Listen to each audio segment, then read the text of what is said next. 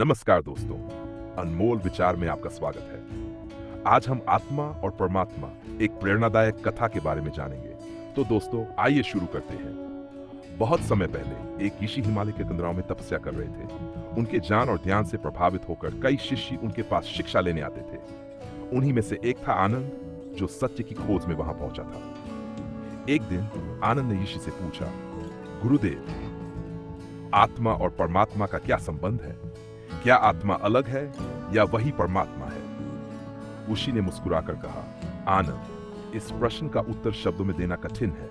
इसे समझने के लिए तुम्हें स्वयं अनुभव करना होगा।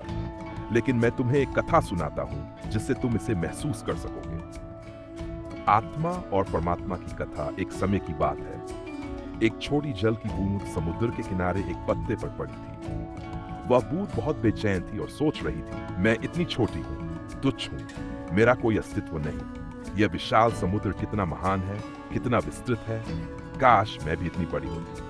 संयोग से एक तेज हवा चली और वह बूंद उड़कर सीधे समुद्र में गिर गई। और फिर कुछ अद्भुत हुआ। जैसे ही वह बूंद समुद्र में समाई, उसने महसूस किया कि अब वह समुद्र से अलग नहीं रही।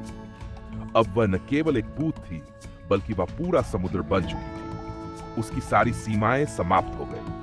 अब वह गर्व से कह सकती थी, मैं समुद्र हूं। आत्मा और परमात्मा का गूढ़ रहस्य ऋषि ने आनंद की ओर देखा और कहा, बेटा, यही आत्मा और परमात्मा का संबंध है। जब तक आत्मा अहंकार, अज्ञान और मोह से घिरी रहती है, वह स्वयं को एक छोटी बूंद की तरह अलग मानती है। लेकिन जब वह परमात्मा में लीन हो जाती है, तब उसे एहसास होता है कि नहीं, वह तो सदा से परमात्मा का ही अंश थी, बल्कि वही परमात्मा थी। यह सुनकर आनंद गहरे ध्यान में चला गया।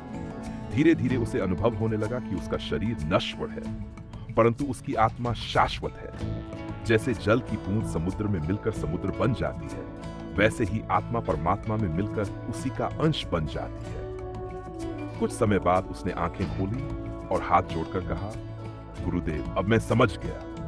आत्मा और परमात्मा अलग नहीं है। आत्मा स्वयं में परमात्मा का ही प्रतिबिंब है। ऋषि ने आनंद को आशीर्वाद दिया और कहा, बेटा, ये ज्ञान केवल शब्दों से नहीं प्राप्त होता।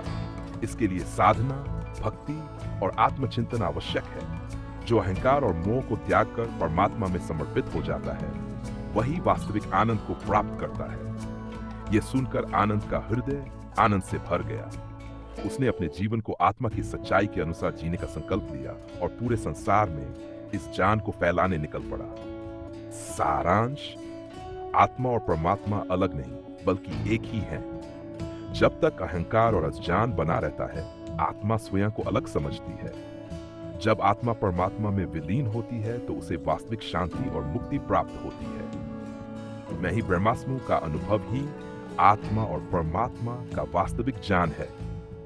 धन्यवाद दोस्तों, वीडियो को आखिरी तक देखने के लिए। जय श्री कृष्णा, राधे राधे।